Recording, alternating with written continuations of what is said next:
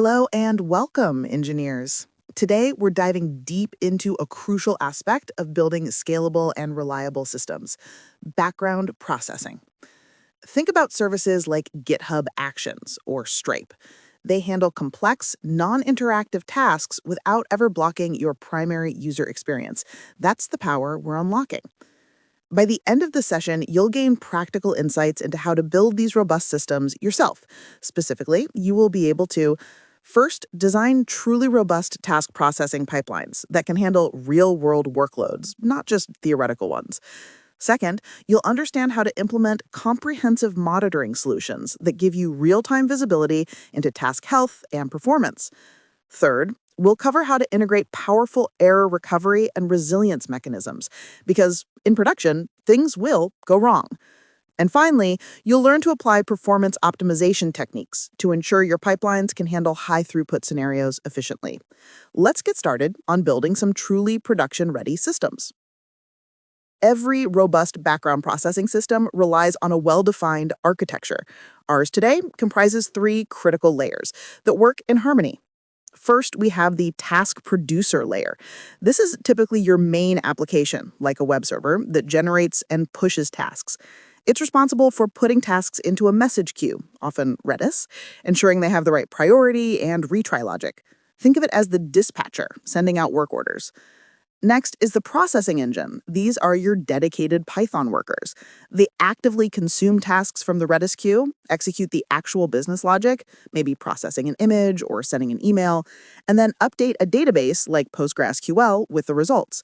These workers are designed for concurrent execution, smart memory management, and graceful shutdowns, ensuring no data is lost even during restarts. And finally, we integrate a monitoring layer. This is your eyes and ears. A React dashboard displays real-time metrics, error rates, and performance data. It provides unified visibility into every task, allowing operators to quickly spot issues and ensure everything is running smoothly. This layered approach ensures separation of concerns and scalability. Now, let's trace the journey of a single task through our system, where the real magic happens. When a new metrics collection task arrives, the very first step is to validate its payload and check for resource availability. This prevents malformed tasks or overloaded systems from causing issues. Once validated, the task is queued with its appropriate priority and routing key, ensuring it goes to the right worker pool at the right time. Then it's processed by our worker pools, which have built-in timeout controls to prevent tasks from hanging indefinitely. Throughout its execution, we monitor its progress, providing real-time status updates to our dashboard. This visibility is crucial for debugging and operational awareness. Critically, our system is designed to handle errors proactively. We implement strategies like exponential backoff for retries and dead letter queues for tasks that persistently fail, ensuring no task is silently dropped. And finally, upon completion, the system reports its status back to the monitoring dashboard, giving operators a comprehensive view of success or failure. Each of these steps includes extensive logging and metrics collection, providing full visibility into system behavior. In the real world, production systems face constant challenges.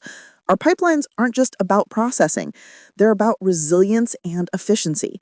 For error recovery, we proactively tackle common issues. For example, network timeouts are handled with intelligent retry strategies, so transient issues don't lead to failures. To combat memory exhaustion, we implement worker process cycling, gracefully restarting workers before they become problematic. Database deadlocks are mitigated using optimistic locking patterns, ensuring data integrity without sacrificing concurrency.